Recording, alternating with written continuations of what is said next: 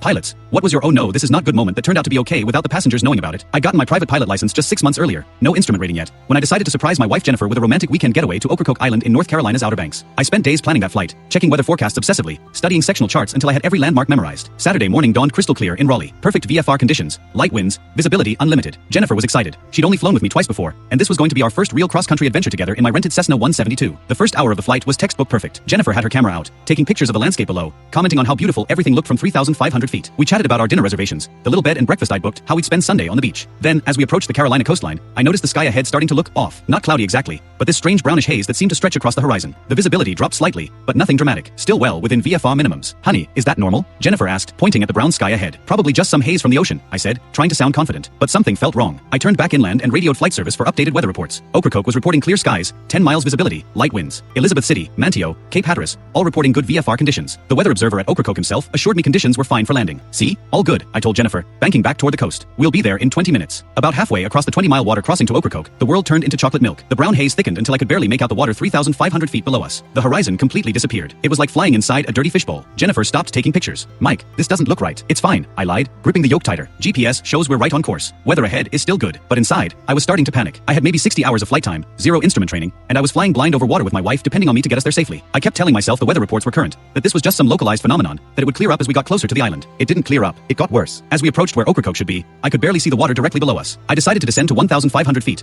I knew from my flight planning that the highest obstacle in the area was a 500-foot radio tower, so 1,500 should be safe. You sent. The moment we crossed the beach, everything went to hell. The sand below was the exact same brown color as the sky above. I lost all visual reference points. It was like being wrapped in brown cotton, with no way to tell which direction was up. Mike. Jennifer's voice was tight with concern. I've got it, I said, forcing my voice to stay calm while focusing on the attitude indicator. Wings level. Altitude 1,500. Heading 270. Basic instruments, just like my instructor taught me. Then I saw it, a flash of gray concrete below us. The runway. I'd flown right over it. This is where I made the stupidest decision of my flying career. Instead of climbing back up and flying to an airport with better weather, I decided to turn around and land. I couldn't see the runway anymore, but I knew roughly where it was. I flew the tightest pattern of my life, constantly looking down and to the left, trying to keep that strip of concrete in sight. But somewhere in the turn, looking outside instead of at my instruments, I got disoriented. When I glanced back at the attitude indicator, we were in a 30-degree bank and descending through 400 feet. Oh shit, I muttered. What? Jennifer asked. Nothing, just adjusting our approach. I leveled the wings, added power, and tried to find the runway again. There it was, dead ahead. But my depth perception was completely shot. The brown air made it impossible to judge height above the ground. I thought I was flying a normal approach until the runway suddenly rushed up at us. I flared hard, probably pulling 2 GS, and somehow managed to get the plane down in one piece. Jennifer started clapping as we rolled out. That was amazing, like landing in a cloud. I taxied to the parking area with my hands shaking, trying not to let her see how terrified I'd been. Another pilot, standing next to a Cirrus SR-22, walked over as I shut down. Nice flying in this soup, he said. Peat bog fires have been burning all week. Visibility's been below VFR minimums for 3 days. Flight service apparently doesn't know about it yet. Jennifer was already out of the plane, taking pictures of the mysterious brown sky. She thought the whole thing was an adventure. I never told her how close we came to becoming a smoking hole in the Atlantic.